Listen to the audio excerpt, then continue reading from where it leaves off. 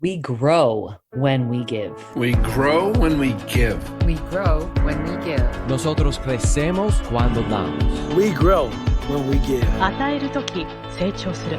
We grow when we give. Welcome to ROG, Return on Generosity. I'm your host, Shannon Cassidy. This podcast celebrates generosity at work, not financial giving valuable time, mutual respect, alternative perspectives, and genuine collaboration.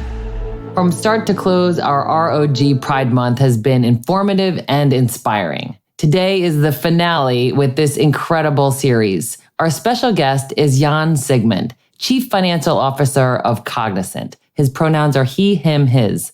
In his role, he leads the company's worldwide financial planning and analysis, accounting and controllership, tax, treasury, and internal audit functions. He also oversees corporate development, investor relations, and enterprise risk management. What I appreciate most about you, Jan, is your authenticity, humility, and leadership of an inclusive work environment. You courageously walk the talk. Welcome to ROG, Jan. Thank you so much, Shannon, for having me. I'm excited to be part of this.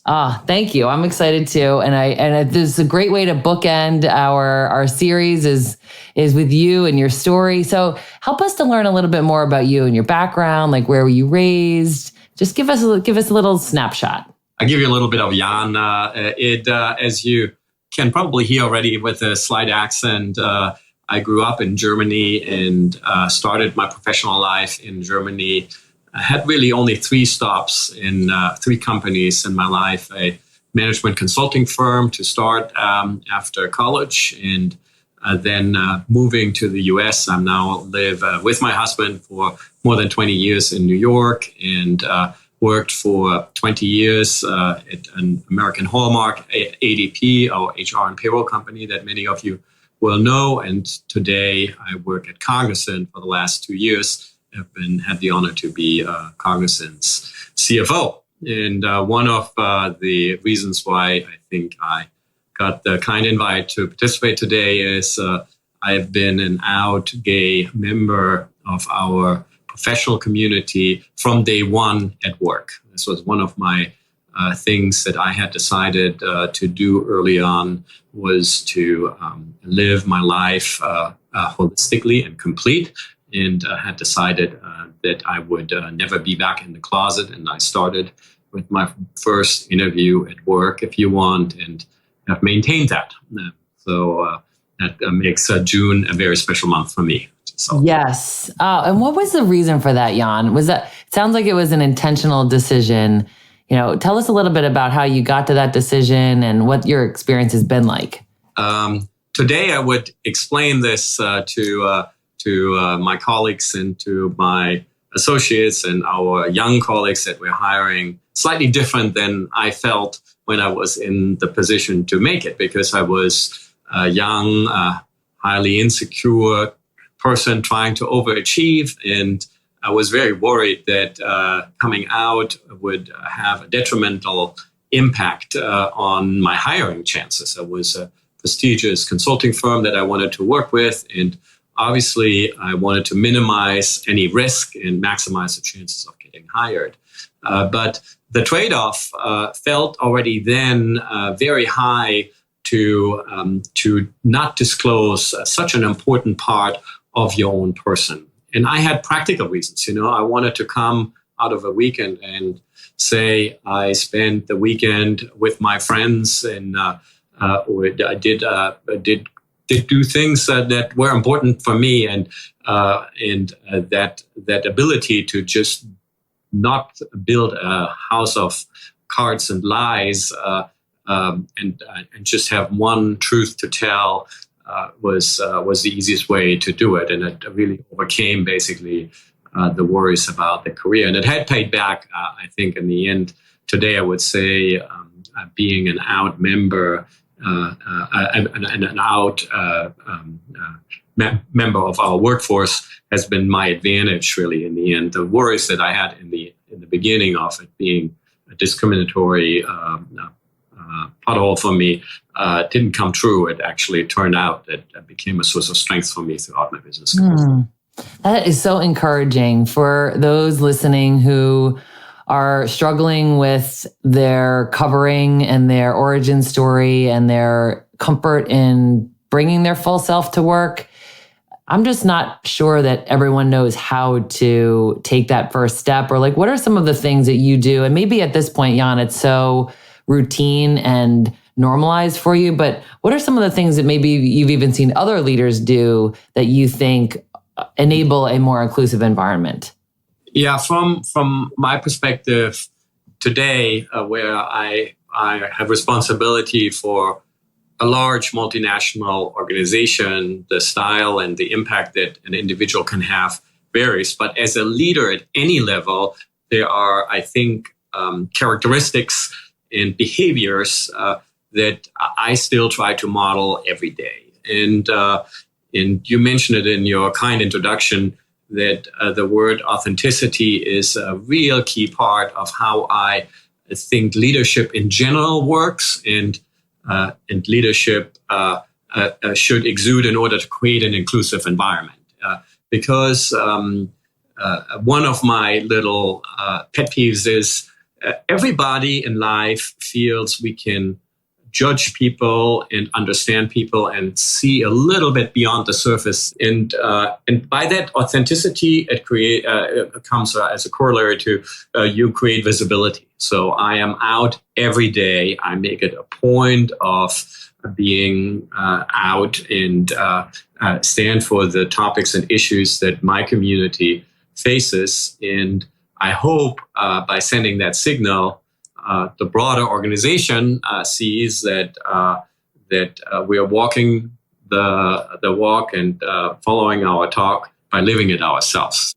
A little bit the principal philosophy. Absolutely. And I think it goes back to what you were saying early on about when you were saying just being honest, it's just easier, right? Being authentic for us to zero in on, and for us to do our own work to figure out what is our authentic voice and what do we stand for, and how could we be more expressive of those values and those thoughts so that we can invite other people into learning more about us, and also to represent the communities that we're a part of and those that we are allies for. The LGBT community and our allies, which are actually, I think, in a corporate environment, the even more important part of what inclusivity means, has, I think, two important reasons and roles of being. Number one, we do want to create a work environment that allows our associates and employees to feel safe, to have access to resources and contribute on their own and be authentic in a direct way. We care and cater to the LGBT community. But the second part that what our community can do is actually be a role model, and by us being out and by non-conforming members of our group signaling it is a great place to be and to devote your career and your energy to. And I'm accepted because I'm a non-conforming trans woman of color. Sends a huge signal to everybody in the organization, because we all carry, independent of sexual orientation or gender, we all have our little things that make us insecure, and we can be in our community, so to speak, a little bit role models, a little bit of light to tell for everybody, can bring the whole self to think. It can be, maybe I am the parent of a child with learning disability, or I face my own mental health disorders. Whatever we bring, I think we can be a little bit role models. That's for me the exciting part of being out. Like I don't have to care only for my LGBT members, but I care really that the broader organization gets this signal of, if it's okay for somebody like a queer German opera-loving person can be CFO, I mean, the career opportunities for everybody are endless. So that's kind of the simpler way of what I feel we all have an opportunity by celebrating being out, and Pride is very timely do all that, So, I agree. Oh, that's wonderful. I love hearing that. And at a company your size, I mean, you have over 330,000 employees worldwide. It's a behemoth organization. That means that your voice is amplified even further, right? Because you have all of those members of that community who you believe and enable to feel like they belong and that they are welcomed and respected and heard and valued for exactly who they are. Yeah, I feel it is generally important that at work we not only bring the professional topics to the forefront, but we also create a connectivity with our clients, with our associates, with our peers. And so I feel it's always time well invested to squeeze that in. And this coming out happens all the time. Maybe there's a vendor that wants to make a connection and she invites you to a golf game or something. And I'm not a golf person. I'm sure to make a joke off because as a gay person, I prefer to see a figure skating event to go down a cliche route versus golf, and kind of point out in a more humorous way that we all can get trapped in little assumptive things, and that has to be we have to be considerate about that. We have to be thoughtful about that. Somebody talks about my wife, and I correct, and we talk about my husband, and it's just like an endless array of things where you can not hopefully to be too obnoxious about it, but you can make part of what would be part of a regular conversation. And I feel that creates, it's an important part of my personality, but it creates also, if many people do it, a much broader visibility. And with that can come more questions, can come better education about the topics, and so forth. They're overall very beneficial for an inclusive work environment.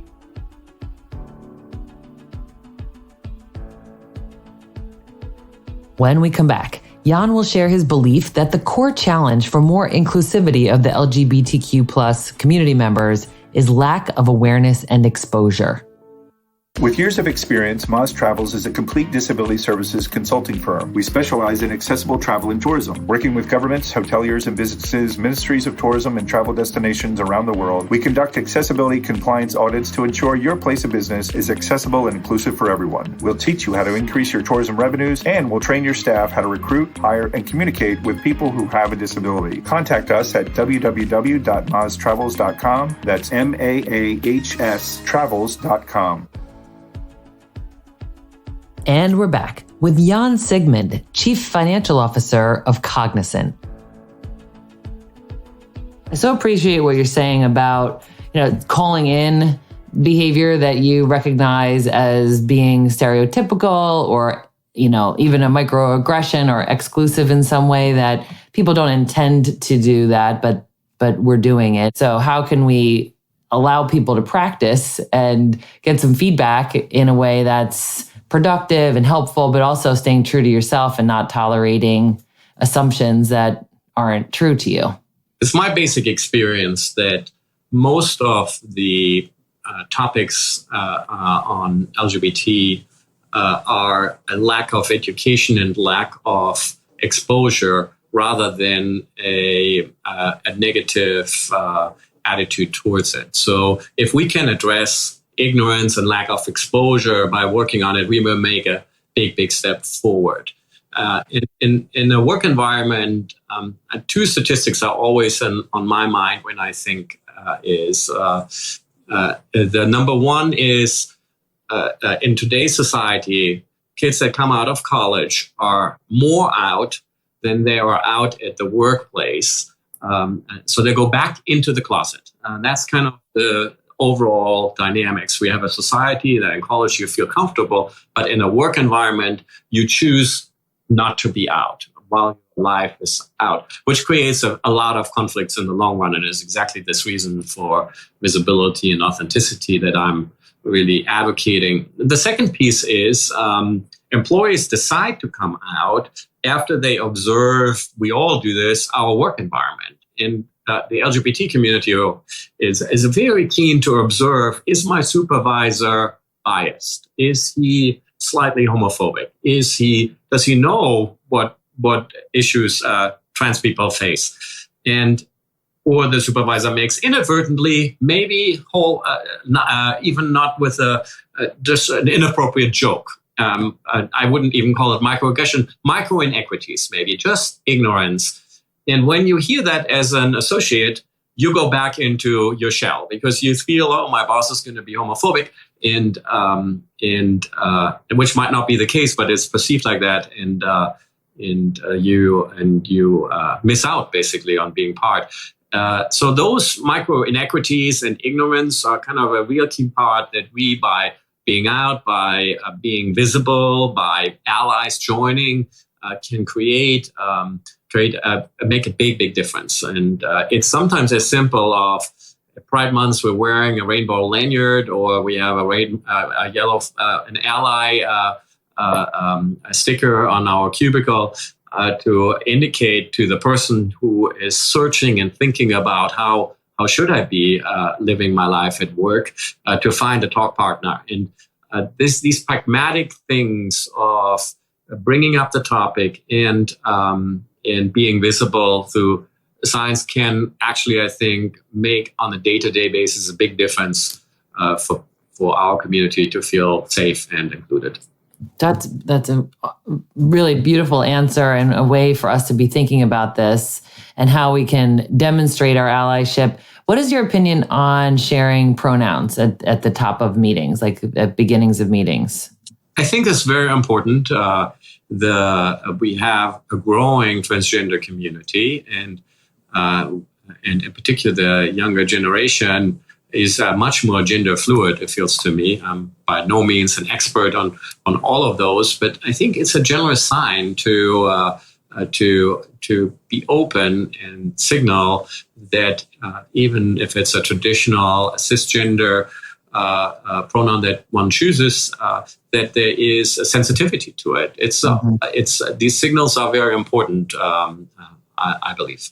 Yes. Yeah. And to the point that you just made about how people are more out than they are at work, that's an alarming statistic to me, because I had in the past heard that the only place that people feel safe to come out is at work. So work It could be like a sanctuary in a way. You know, earlier on in your career, no doubt you have had mentors and people who have supported you along the way. I mean, has this ever been a challenge for you, Jan? Like, have you had to have those really awkward, difficult conversations to share your truth with someone who may not have been as aware as perhaps they needed to be? It's my biggest mentor in my professional career, very senior executive that interviewed me for my second job, had zero exposure to LGBT issues. He interviewed me and asked me for my wife, which is probably not the best interview practice. But my answer was, sir, you shouldn't probably answer me about my wife, but if you must know, I do have a boyfriend and we cannot legally marry in this country at this point in time, but we intend to when it becomes legal. And I thought for sure that was my last interview I would get. And he hired me, and he single-heartedly went on a journey of understanding and driving the importance of diversity through many, many years, and made the company one of the leading companies in the US on diversity and inclusion.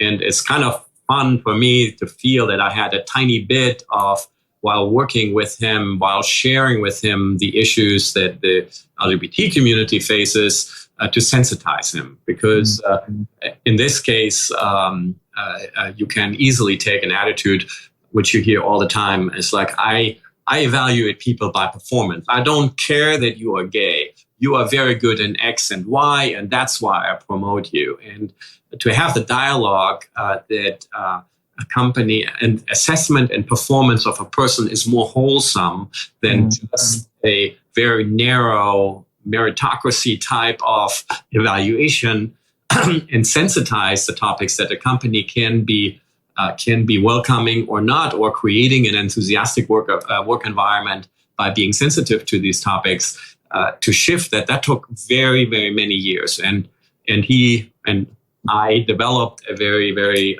good friendship over time. And in his retirement, I think he attributed that single thing of me pushing back in that interview at the beginning of my personal career there to his shift of attitude. And there's just one stupid little example of how everybody coming out and being authentic can, even though it's the tiniest thing, it can make really cumulative big differences. I think the biggest impact in any organization for your well-being is your direct supervisor. And so the relationship that you have in your work team is the most important thing. So to a degree, a CEO or a CFO talking nice words about inclusion are not as meaningful if they don't translate in the day-to-day life of how my career path is impacted. So the company that is investing a lot in a broad-based leadership training to sensitize and to develop understanding, in my case, LGBT issues, but in other issues, it could be other topics, could be impact of race or gender. It's really, I'm picking my interest here, but it's really broad. That investment is crucial. And I think members of the LGBT community are very sensitive to see are my managers participating in events, or they is there visibility and understanding for it, because then that creates a safer work environment. So for me, it's always a very big focus is that to include those things. There are good signals that. Senior leadership also can send. I don't want to cut that too short because you do want to feel that this is really an important thing for the company and to do so. And then there are the baselines of offering the support that a resource group can bring to the table when there are issues or emerging. Can we do mentoring? Can we offer hotline? Can we offer a social bonding as members of the same resource group for each other that make a big difference? And that I always have believed in today's society, in particular in North America, in the corporate world. Much progress has been made on inclusion of LGBT members into the workspace, that we are in a position of, in a sense, of privilege already to some degree, and we can give back to our communities that are less privileged. That's great. I love the generosity that you're talking about, and that giving back and looking for like who else isn't included or who might need our support. And I think that's, a trust building way for that group to bond even more so. And also that, you get what you give, right? I think the joy that you can experience in life is a direct relationship to how generous you are and how willing you are to include others. So in your opinion, what are some of the returns of generosity? Well, generosity is a very nice word. I think it's kind of our duty. It's an imperative almost. And yes, it is generosity in accepting diversity and celebrating diversity in that sense. Yes. For me, for most businesses, we'll say associates are really the true asset that makes a company work. It's certainly true for Cognizant. We are a people company, and to have an enthusiastic and engaged workforce pays back in spades.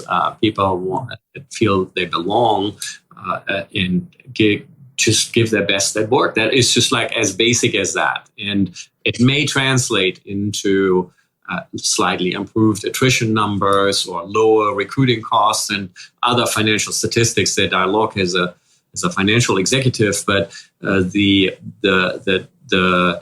spirit and the energy that comes out of engagement beats everything, because that is maybe the reason why we beat a competitor for a bid, or this is why we solve a problem last minute because we feel we belong and we care to solve this problem.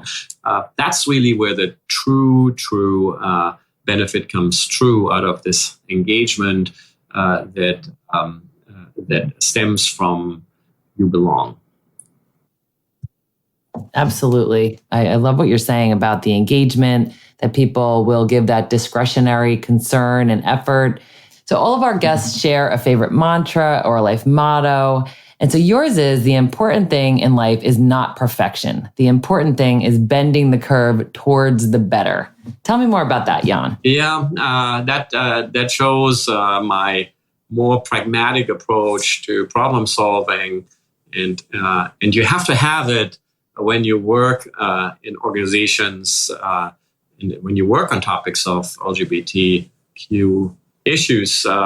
My example prior, the work with my mentor lasted for 20 years. And so if I had given up after meeting one or two, we would not have achieved anything. So with tenacity and gradual improvements that are right in front of our windshield, we will they will have a very big compounding effect. And the alternative approach is to set yourself a big bang goal and then to take very risky actions, and maybe you achieve it, but many, many times you won't achieve it.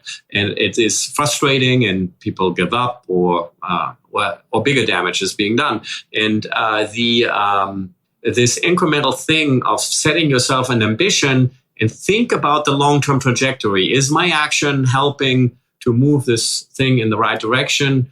And is very important, because you do want to get better. You do want to every day work on getting better. Can be a company goal, can be an inclusion goal, can be whatever. But not missing the goal where you want, but not to get frustrated. And I see this often in resource groups. So we have a lot of work to do in our company. It's a wonderful, wonderful company. But when you look at the list of things that we achieve, that we strive to improve, we have to pick the stuff that we can do. And every year we set ourselves goals that are achievable, that let us celebrate the success. And the HRC index, very important, was one of those successes that we celebrated this year. And so now we are setting ourselves a slightly more ambitious goal and do this globally for our company. And but if the path towards solution needs to be achievable, so that everybody can celebrate the successes, stay part of it, and not get overwhelmed, so to speak. That's beautiful. Thank you for that, because I do agree with you. If the goal is perfection and you don't get it soon or shortly after you start something, you feel like it's not possible. But if you're tenacious, if you stay with it, if you believe in it, if you're being smart about how you're delivering it, and then to your point about that recent success, and huge congrats on that. Thank you so much for investing your valuable time with us and for sharing your story and really encouraging us to bring our authentic self to work and everywhere we go. I so much appreciate our discussion, and thank you so very much for your interest.